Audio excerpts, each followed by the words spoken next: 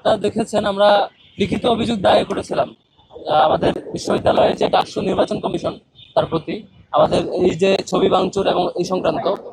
এবং আহ, সেই প্রেক্ষিতে ওনারা একটি কমিটি করেছে, সম্ভবত 200 সদস্য বিশিষ্ট কমিটি। এখন পর্যন্ত আমরা সিসিটিভি ফুটেজ পর্যন্ত পাইনি, এখন পর্যন্ত সেটির কোনো সুরাহা এখনো পাইনি। আমরা এখনো সন্দিহান নির্বাচন কমিশন কবে নাগাদ এটির সমাধান করবে, বা সেই যে কমিটি করা হয়েছে তদন্ত কমিটি, সেই কমিটি কবে নাগাদ এটির সমাধান আসবেন, এটি নিশ্চয়ই দ্রুত আসা দরকার। আমরা এখনো শঙ্কিত। আর সামগ্রিকভাবে দেখতে পাচ্ছেন গতকালকেও আজকে আমরা পত্রিকা দেখলাম যে একজন প্রার্থী তিনি একটি হলে রাত 12টার পরে হলের রুমে যে হচ্ছে প্রচারণা করছেন, যেটি 11টার পরে নীতিমালা ভঙ্গ করে আমাদের ছাত্র দলের আবিদ ভাই। আজকে আজকে নিউজ দেখলাম এবং বেশ কয়েকটা নিউজ দেখলাম যেটি রাত 12টার পরে মুজিব হলের রুমে রুমে গিয়েছেন। এটি একটা আচরণবিধি লঙ্ঘন। এরকম আচরণবিধি লঙ্ঘনগুলোর প্রতি আমরা সবার প্রতি বিনীত অনুরোধ রাখবো। আচরণবিধির প্রতি আমরা সম্মান জানাই, আচরণবিধিগুলো ফলো করি, তাহলে শিক্ষার্থীরা আমাদেরকে ওয়েলকাম করবে নিশ্চয়ই। আর একই সাথে আচরণবিধি লঙ্ঘনের ক্ষেত্রে যেসব বিষয় ঘটছে সেগুলো নিষ্পত্তির ক্ষেত্রে নির্বাচন কমিশনের আমরা স্বতঃস্ফূর্ত রেসপন্স আশা করছি আর কি। বাংলাদেশের একমাত্র স্মার্ট সিটি বসুন্ধরা এখন আরো নিরাপদ, আধুনিকতায় আরো এক ধাপ এগিয়ে।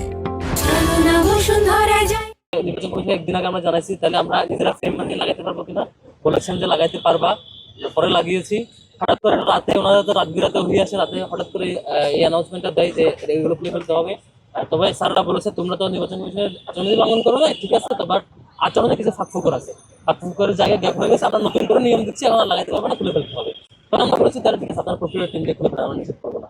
এটা হচ্ছে আমরা অনুমতি নিয়ে লাগিয়েছি, নিয়ম নীতির মধ্যে লাগিয়েছি। ওনারা আবার নতুন নিয়ম জারি করেছেন, নতুন মিটিং করে সেই নিয়মের ভিত্তিতে ওনারা খুলে ফেলেছেন, আমরা বিনোদ করি।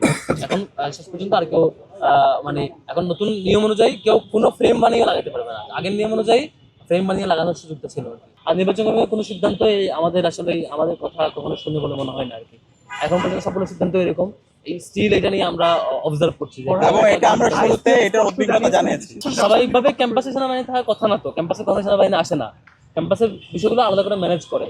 তো ওনারা নির্বাচন কমিশন তখন যেটা আমাদেরকে ব্যাখ্যা দিয়েছিল বাইরের শৃঙ্খলার জন্য, যেহেতু রাখছে ইলেকশন সবার আগ্রহের জায়গায় বাইরের শৃঙ্খলার জন্য রাখবে, এরকম একটা ব্যাখ্যা দিয়েছিল।